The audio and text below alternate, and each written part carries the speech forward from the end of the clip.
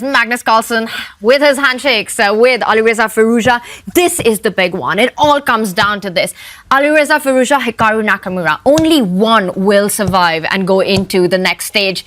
And it is going to be about this Armageddon. And it's a crazy opening. Love the choice from Magnus Carlsen. When your opponent does not have time to calculate, why not play something that is not mainline repertoire? And F3, the point is clear. Let me push my E4. Well, it's not there yet, pawn to e4. Or why not throw my g-pawn up the board and get a kingside attack? I really think this is a brilliant choice in an Armageddon game where Alireza, he's now the first to really think and spend his time. Wow, a 30-second think there pretty much from Alireza at this early stage, as early as move 4, move 5. That's not a good sign on the clock. But what is Magnus's idea? A pawn on f3. It's very, very rare to see the top players land a pawn there. It takes away squares from knights. It means the white king is not entirely safe. Loosens up the white position. So Magnus better have something special prepared. I'm slightly skeptical, I've got to say. I think it's very much tailored to this match situation. But yeah, it depends on what Magnus chooses now. He needs to act quickly, throw pawns forward, develop quickly before Alireza gets fully organized. Well, Magnus has got to make some big decisions. And what about from a psychological point of view? We will leave psychology aside for right now because a big committal decision on the board. Magnus going all out with Gary the G-pawn. G4 on the board. Harry the H-pawn should be next. Why not? Throw all your pawns forward. It's not easy to meet a pawn storm when you are down on the clock like Alireza started this Armageddon match. But this position is solid. He's done nothing wrong. He can continue his development. But I think for Magnus, he's trying to determine, do I jump my queen out to b3? Do I keep pushing pawns on the king side? He's trying to come up with the trajectory of the game that suits him best. Is this a new position already, David? Because I am not familiar with this one at all. I don't have a database in front of me, but I can safely say out of the tens of thousands of games I've seen in my chess career, this one is brand new, a trade of bishops now. I guess the themes in this opening, which was the Slav defense, are often similar. Black's problem piece is normally the light squared bishop, so the fact that it has been traded off now is good news for Firouzja, but White has gained some time, gained some tempi in the process, especially those pawn pushes are committal. It really reminds me of a Jabava London, the Jar Jar Binks London, shout out James Canty, and White having this extra space gives him more options. A trade of pawns there. I'm slightly surprised Magnus rushed. And are we going to see Magnus go with another game with a queenside castle by his king? Once you push g4, you really don't want your king on the king side. So Magnus pausing, he's going all out in this one. There's no stopping Magnus. This game is even safer for his king on the queen side. He can castle queen side, slide the king on over to b1. It's safe over there. Where's the black king going? Especially after b5, it's clear that it's either staying in the center or eventually when White runs out of firepower, castling to the king side. But ooh. Magnus says, my king is safe, you don't have any attackers. I have to say, big advantage for White. Yeah, at least it looks more fun to play right now. I'm going to revise my opinion. I was very skeptical, but suddenly, maybe again, it's those slow pawn pushes. I was a bit critical of Alireza in the first black game that he ended up winning with this move a6. It feels like he's kind of committed to an attack on the queen side, but he was seeing ghosts. Magnus King just ends up on the other flank. That must be so frustrating. He's essentially wasted his own time, taken away the queen side as a safe haven for Black's own king, and Magnus is so far ahead in this race, this attacking race. Wow, Alireza is now forced to plug the advance of those white kingside pawns with his own knight, but that knight is stranded offside long term. And Magnus, he's fighting in the center too. The speed, the confidence, the courage to play like this, it's impressive. I would throw the eval bar out the window because I look at this position. It doesn't matter if it's up a little bit for White or down a little bit for Black. It's right near the middle, but it's super complicated. We're on move 15. Alireza, he's got 7 minutes plus on his clock, and now the center is opening, but it's just the start of what will be a very hectic game. And it is a decision from Magnus. He can recapture it in 3 different ways. Does he take it with the pawn to try to get the center? But it could lead to an open position for his own king. The f-file opening up eventually. Perhaps get a piece instead on the center of the board. Capture it with the knight on e4. You win a tempo. But the downside of that would be that Black's knight can eventually find itself on a nice post on d5. I like the decision Magnus has taken with knight takes pawn. But I'm expecting Alireza to get his own knight to that nice central spot on d5. He needs to race, he needs to be quick. He actually drops his bishop back. I liked your idea there, Tanya, because right now, Black is really passive. Black has one knight stranded on the rim, on the edge of the board. Black's other pieces are pretty much encamped within their own first 2 ranks. Magnus has all the freedom wow, playing on this flank, opening up a second front, just as he did in that endgame. He's been focusing on the king side, suddenly maybe learning from Pep Guardiola, switching the attack to the other side of the pitch. He's certainly causing confusion here because Alireza is probably looking at that tension of pawns over there on the king side, and now you have to switch flanks and worry about the queen side. And it's not easy to choose between pushing that pawn, which may stick out and become stranded, or to capture, but that leaves the a6 pawn as a weakness. These are difficult decisions in classical chess, much more so when you're down to 6.5 minutes and Magnus is over 12. And we've been talking about Nakamura staying alive in this tournament. Alireza is also fighting for his own life. And this type of position, when you want to stabilize, you know a draw is enough in an Armageddon. I mean, it's wild. It's just crazy. Magnus is throwing pawns at you left, right, and center, literally in this position. It must be so, so tough having all of those emotions in your head after that previous defeat and now facing this. I mean, it's so, so tough. Yeah, he's also fighting this inner battle, this inner game right now, right? He wins the first game, Alireza, and he does it convincingly after Magnus is rash in the openings. Oh, and then the second game, also a lot in control, and that rook-bishop versus rook, where he could have actually just wrapped up the match at that point. But he went on to lose that one, a very difficult one to defend in seconds. Does that shift the momentum to favor Magnus coming into it with the comeback, with the Armageddon, getting the white pieces and this position on the board? This position is completely in white's control. That black king is in the center. It's not safe there. Can't castle kingside. That's going to be ripped open. And I think this match has been topsy-turvy in a very uncomfortable way for Alireza. Even in game one, he had a winning position, and then all of a sudden it turned in Magnus' favor. And then Magnus, under the duress of the time pressure, he blundered. Alireza took that game. In game two, Alireza should have held after being much worse at some points and then couldn't. So I think it's been an uncomfortable match for Alireza, and this position is no less uncomfortable. Yeah, just the switch up in styles from Magnus. He's really confirming the fact he is a universal player. Grindy endgame followed by chaos on the board. And right now, look at the clock times. Look at the difference as well. He started with 6 extra minutes, Magnus. It's way more. And F5, it smacks of panic. Just lashing out here, trying to open up lines around the white king. But this could backfire. White is not obliged to take. En passant is not obligatory. And White's knight, if it simply moves, I think this is going to leave black with even more severe weaknesses. Even though White's king is the one on f2, it feels like Black's king is the one that's feeling more heat in this position. That e6 pawn, which would be a long-term weakness, at some point the b5 pawn will be a weakness as well. If the dark squared bishops get off the board, there are so many holes, nice posts for the white knight to jump to. But where are you going with your knight? You said en passant is not what you want to do right now. Do you go forward? Do you retreat? What would be your choice here? My first instinct, at least, was to plonk the knight into c5, a nice outpost. That being said, okay, first you could trade bishops, and Magnus does go for that. I was going to say, actually, you don't even need to move your knight. You could, for example, have taken this pawn, undermining the black knight, but instead we did see a quick capture from Magnus Carlsen, and he does land the knight on a beautiful outpost. This was essentially my idea. It is this e6 pawn, which is now backward, a big target. Still, black is reluctant to castle kingside. It was just important, if we backtrack for that one moment, not to capture en passant, because suddenly the black knight is no longer offside. If black does now eventually castle, look at this, the white king will be left on a open file or a semi-open file here. So Magnus has kept control, and it's the dance of knights now. Only knights remaining on the board of the minor pieces, but too many threats. Pawn takes pawn, the most major of them all. That is a big threat on the board. And can Alireza actually waste time right now trying to defend that threat with the king in the center? And we have got results on the Armageddon between MVL and Abdusattorov, and Abdusattorov takes the win. He didn't just take the win, he crushed Maxime in that game, and he has secured a top 4 placement. That means he gets 2 lives in the survival stage. But look at this. This might be Alireza Firouzja on his last life, because he is now down a pawn. His knight on h5, it's on the rim and is looking dim. His chances are dimming here, and for all of a sudden, for all the fans out there, Hikaru Nakamura, his chances are suddenly great. Are Hikaru fans right now Magnus fans?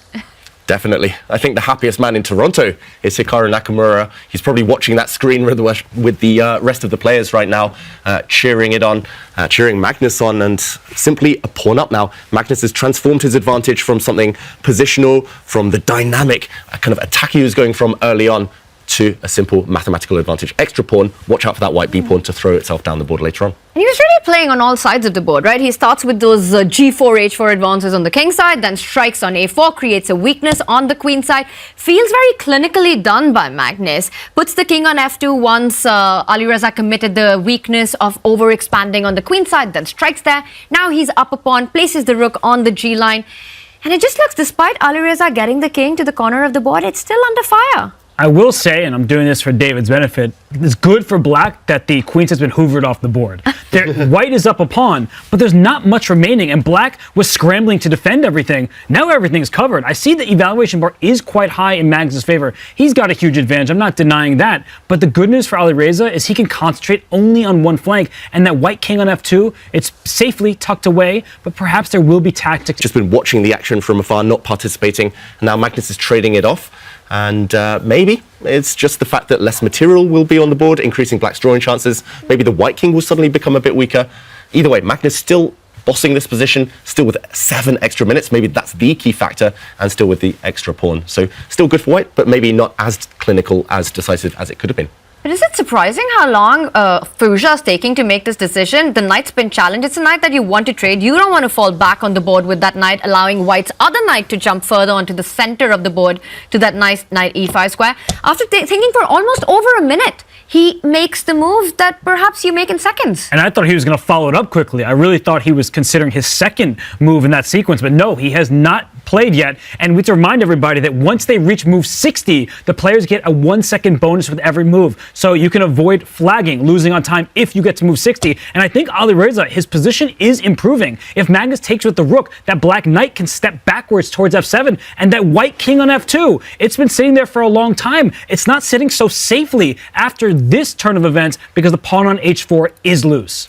Yeah, big moment. Alireza found the key moves, but it took him so much time. Will 1 minute 42 be enough to get to the end of this game? Magnus could not go for that. He took with the pawn instead, but your idea, Robert, still persists. Knight takes pawn is incoming. Watch out for this black queen to slide as well across to the diagonal. The white king not entirely safe. Of course, the black king a bit vulnerable as well, but at this point, Alireza, it's step one, randomize the position, and he has achieved that. He's clinging on, he's fighting hard, and we suddenly see Magnus's body language. He realizes he needs to focus. He has let it slip slightly.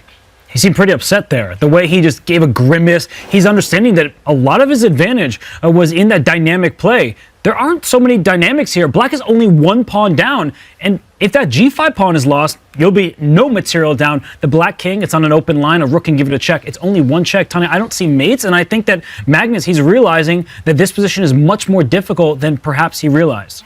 And even if white was to achieve the dream of getting the queen and the rook lined up on the h5, black will simply slide over with his own rook and everything's guarded. And suddenly it's Magnus's king that has to watch out. The material balance has been restored. Are there any threats of actually taking on g6? I'm trying to do the calculation. Help me out here. Knight takes pawn. Is that on the radar here? Wow, let's check it out, because that's either very strong or it has a flaw that would allow Firouzja to escape. Knight takes pawn here, super tempting, unleashing an attack now against this knight, a double attack. Black's king pretty much obliged to take this knight, the black queen as well threatened. And your idea, Tanya, would be to play f4, attacking this knight. And I think the answer is yes, you do regain the material, you will be an extra pawn up, but maybe the answer is simply you don't want to trade knights. This idea is stronger than the actual execution. Black's queen now could come in, for example. Watch out, some backdoor action here with the king. And if we just pause on this position after rook takes g5 and the king moves back to f7, if the queens get traded, this looks like a drawn rook endgame. So that's the problem, is it's only 1 extra pawn. I know we joke all rook endgames are drawn. This one, without the queens on the board, would likely be a draw. So Magnus has to be careful here, because Alireza, he beat Magnus in the Bullet Chess Championship on chess.com several months ago. He has what it takes to make all those moves in a scramble. Yeah, and I think whether or not this position is strong, it would be a practical decision with so much extra time on the clock not to kind of clear the air here, not to resolve the tension. Maybe it's just about keeping things going, push on the other side of the board, just kind of move around with your queen, wait, because black is actually in a bit of a pin, in a bit of a pickle actually on the g-file. And yeah, right now I do not advise clarifying that. Even with flashy tactics, it's better to sit and wait. Magnus Carlsen, key moment for him, 7 minutes against 1.5. What's he going for? It does look like he's going to okay, I was going to say going for that tactic, but he plants the queen on e5. Big threat. White's rook, if it slides, shifts, that would be a deadly check. But Firouzja retreats, and Magnus, he looks up in the air, looks off to the left. Has he blundered? What has he missed? He missed that move, I guess, that it attacks the queen and defends the checkmate. The attack will rage on. The black king has to step back here. I don't think that Alireza feels safe, but at least he is making some progress. So much tension, the nerves are high, absolute chaos on the board. And if you're looking for some chill in your life, we've got some good news for you, because there is a chess.com and Lo-Fi Girl giveaway. We're giving away a signed vinyl record copy, and it'll be signed by the winner of the Champions Chess Final. Check out our social media channels for all the details, and we need to get into further details about this position. We've been having some great music, all the lo-fi chill stuff, but this position is anything but chill. Yeah, no longer chill for Magnus Carlsen, who really looks disappointed with himself there. He's let it slip. His material advantage is gone. He still has his time advantage, but suddenly the black is defending. Black is holding everything. Alireza Firouzja, he's built this comfort zone for the black king, and suddenly a look off at the clock there for Alireza, maybe not realizing how dramatic it is on the clock. 1 minute left. I actually prefer black's position now in practical terms. It looks like black's got everything covered. Motoring forward now. Wow, this is asking the white knight to leap forward with a check, but black's king is super safe. 3 pawns for shelter. Alireza doing everything right on the board, but it will be the clock that decides this one. This is courage on the chessboard, pushing pawns in front of your own king while you're under attack, but he understands that white doesn't have too many attackers. So many pieces have been traded off. 56 seconds for black. It's move 37. He's got less than about 2 seconds per move, it would seem, and he needs to play quickly. Their knight forks in the air. Yeah, and it's still 22 moves to go before they get that 1 second increment going, and this kind of a position, it's hard to imagine it's surviving for the next 20 moves. Anything can happen, but it looks like it is advantage Alireza, because he needs only a draw to wrap up the match, while it's on Magnus to find winning chances in the position. I love how Alireza's knight on f7 controls so many key squares near the king, and he's going for liquidation here. And Alireza shaking his head. He's miscalculated. He pushed a pawn trying to clear the tension, but suddenly the black queen's attacked. The black rook is vulnerable. He cannot take this pawn back. It is poisoned. He needs to move the black queen away. He needs to make it fast. He's got under 30 seconds. He's got 20 moves to make, so he's about to have a second per move. Queen h8 is a great move by Alireza. That queen is about to jump into the white camp on h2, but the rook trade is offered. Alireza's thinking he needs to move. Gives a check. Is he going to find a perpetual? Can he repeat with checks right now? He delays picking up the rook. He does it now. For Alireza, this is so important. It could very well be the last few moments in his race to win the championship. 19 seconds for 18 moves. That's physically almost impossible over the board, at least. And white still has an extra pawn. Objectively, he's fine. White's king is too weak. Black can give a bunch of checks, but look at this. He's pausing. He's frozen. And look at him. He makes the best move. He auto recapture. You gotta go. Oh, God, his hand speed is not quick enough. He's nervous. There are no pre-moves here. You've got to make the moves. How do you make so many moves in just 12 seconds on the clock? And he's not fast enough. Magnus can just surprise him, play some odd moves, some checks here right now, and I don't think he's going to be able to make the move 60. He won't have enough time, simply. The pawn pushes forward. Objectively now as well, it's getting difficult. He drops his queen back. White can now just move forward with the king, keep pushing. Looks winning for Magnus suddenly as well on the board. These are the last few moments, it looks like, for Alireza's race in the Champions Chess Final. Magnus Carlsen winning on the clock, on the board right now. Alireza needs a miracle to survive this one. He's got 10 seconds, 14 moves to get that 1 second increment, but I don't think that's going to help him given the position on the board. He's also completely lost over the board, so 6. Magnus way too much time. He's just trying to calculate, can I trade those queens? The answer should be yes. I think if he trades the queens, he's still in a winning position. And for Alireza, it might have been too low of a bid. 9 minutes to start the game against Magnus Carlsen. He'll be regretting that, I think, more than anything. But he really created his chances. He was so resilient in handling the attack and creating counterplay. Well, there is this f-pawn. You need to stop it from moving to f2. So Magnus going to retreat with the knight, or will he continue pushing the e-pawn? He retreats, no risk. Yep, no risk, no reason to risk. And look at the clock. Alireza's time in this tournament is running out. 1 second, and Alireza is flagged. Magnus Carlsen gets the win. Alireza Firouzja eliminated. What a devastating way to go. Winning game 1, but Magnus Carlsen